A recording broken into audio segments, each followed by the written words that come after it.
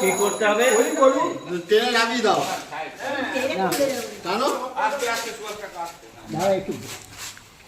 হালকা ধরো, হালকা ধরো।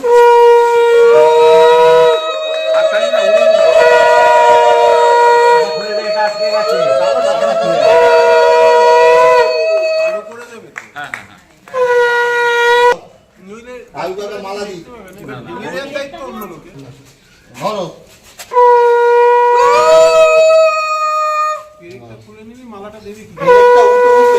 আরেকটু বড় হলে ভালো হতো। ঠিক আছে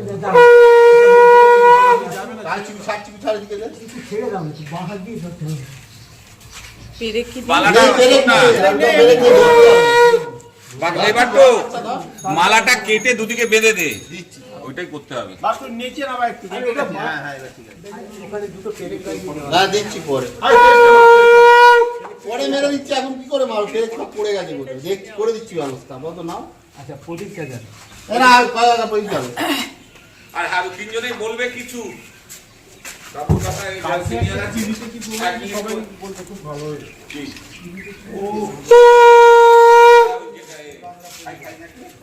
দুজনে মিলে গেল। ঠিক আছে, না না একদম বাকি দুজনে ধরবে।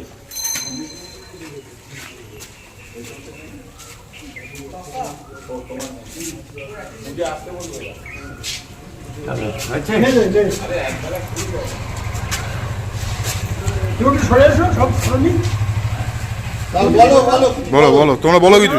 আমি কিছু বলবো না, আরো কিছু বলো। চিকু চিকু সবচেয়ে ভালো লাগে। যা ঠিক সময় এসে ক্যামেরা বন্দ্যোপাধ্যায় এসেছে চুপ চুপ চুপ এই চুপ। এই সময় 1157 বঙ্গাব্দে এবং ইংরাজি 1750 খ্রিস্টাব্দে এইখানে তিনি প্রথম আসেন।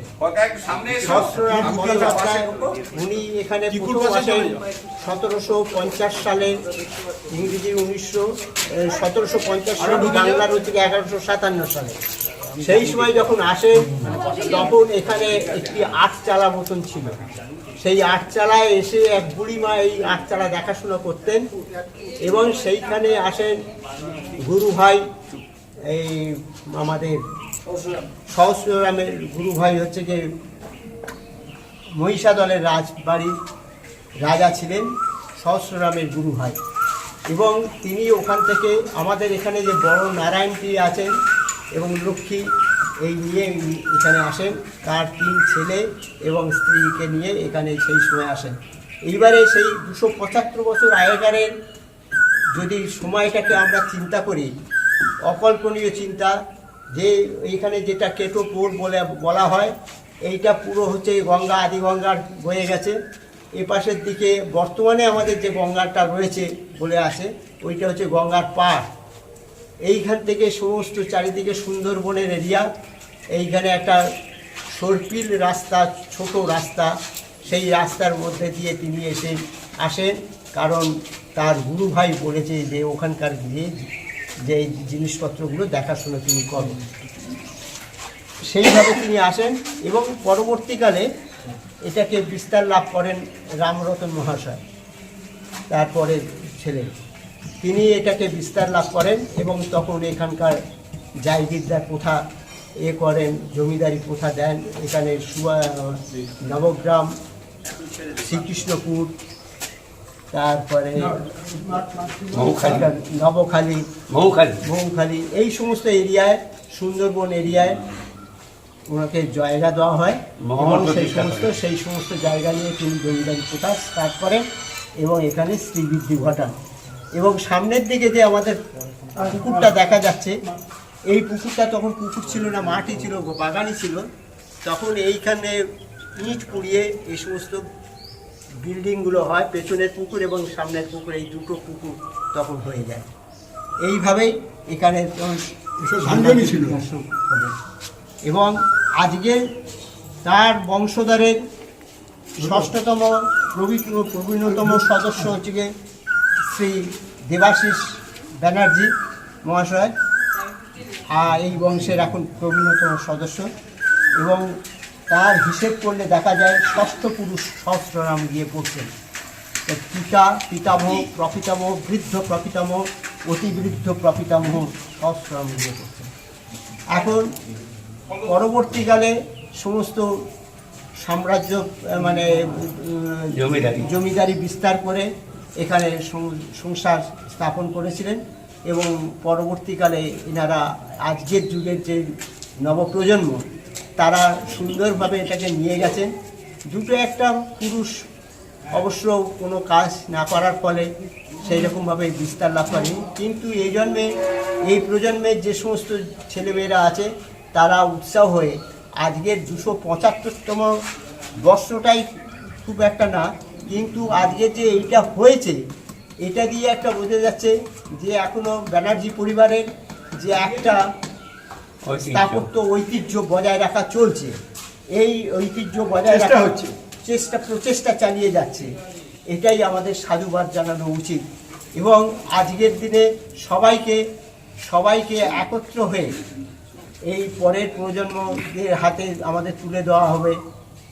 দেখা যাচ্ছে যে 11টি সন্তান আছে, পুত্র সন্তান আছে এই বংশে, হিসেব করে দেখা যাচ্ছে।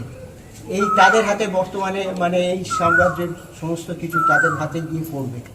এটাকে যেভাবেই হোক দোল এবং দুর্গোৎসব এই দুটো মিলিতভাবে যাতে করে সেই প্রচেষ্টা সবাই থাকে। যত বিবাদই থাকুক সেই বিবাদ ভুলে গিয়ে আজকে যে আমরা একত্র হয়েছি এটাই আমাদের সবাইকে সাধুবাদ জানানো উচিত, এবং আশা করি সবাই একত্র হয়ে দোল দুর্গোৎসবটাকে চালিয়ে নিয়ে যাও, এটাই আমার একান্ত কাম্য। এবং সকলকে আমি অভিনন্দন জানিয়ে আমি আমার বক্তব্য শেষ করছি।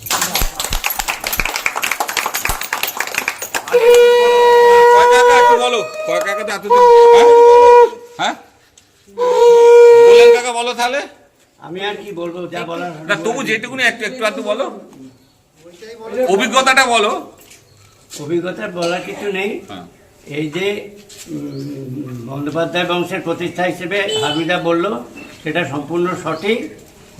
তবে একটা কথা যোগ করার আছে যে সহস্ররামের গুরুভাই যিনি ছিলেন তিনি মহিষাদলে, মানে সহস্ররামের যিনি গুরু ছিলেন তিনি মহিষাদল রাজ পরিবারেরও গুরু ছিলেন। তার ফলে মহিষাদল রাজা গত হলে পরে রানী তার নিজের অধিষ্ঠিত জায়গা থেকে কিছু কিছু জমি তার মানে সহস্ররামকে দান করে এই বংশের প্রতিষ্ঠা এখানে করে আসেন। এই বোড়াল গ্রাম থেকে সহস্ররাম এখানে চলে আসেন তার এই নতুন জমিদারি পত্তন করার জন্য। আর কিছু বলার নেই।